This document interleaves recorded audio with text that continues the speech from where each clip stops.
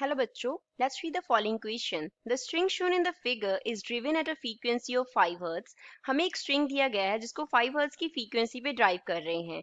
The amplitude of the motion is 12 cm. Motion का amplitude 12 cm है. The wave speed is 20 meter per second. हमें wave का speed दिया गया है.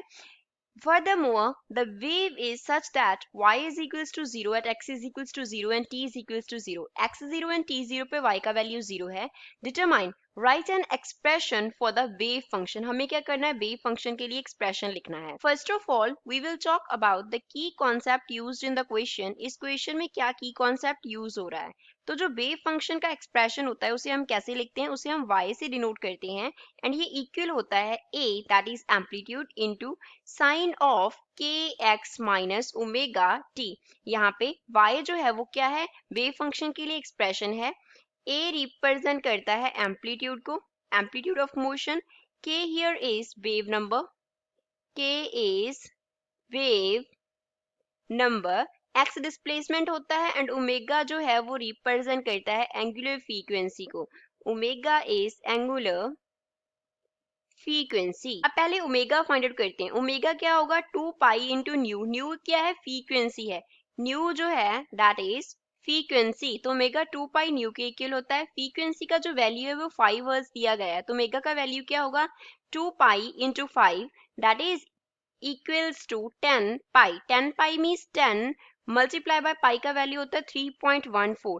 तो यहाँ से ओमेगा का जो वैल्यू है वो हमारे पास आ जाएगा 31.4 एंड इसके यूनिट्स होंगे रेडियन पर सेकेंड. नेक्स्ट थिंग हम k की वैल्यू फाइंड आउट करेंगे. k क्या है? Wave number. वेव नंबर होता है omega upon velocity, angular frequency upon velocity. यहाँ पे v जो है इसको v लिखते हैं, ये रिप्रेजेंट कर रहा है वेलोसिटी को एंड वेलोसिटी का जो वैल्यू है वो क्वेश्चन में हमें दिया गया है 20 मीटर पर सेकेंड. तो यहाँ पे वैल्यूज फिल करके k निकाल लेंगे. तो k का वैल्यू आएगा ओमेगा का वैल्यू 31.4, v का वैल्यू 20. तो k का वैल्यू आ गया 1.57 एंड इसके यूनिट्स होंगे रेडियन पर मीटर. जो एम्पलीट्यूड है वो कितना दिया गया है? 12 सेंटीमीटर दिया गया है. 12 सेंटीमीटर में 0.12 क्या हो जाएगा? मीटर हो जाएगा. तो यहाँ से एक्सप्रेशन क्या आ गया वेव का? a का वैल्यू 0.12 आ जाएगा इनटू साइन ऑफ kx है. k का वैल्यू हमने फाइंड आउट किया है 1.57, तो 1.57 x आ गया माइनस ओमेगा.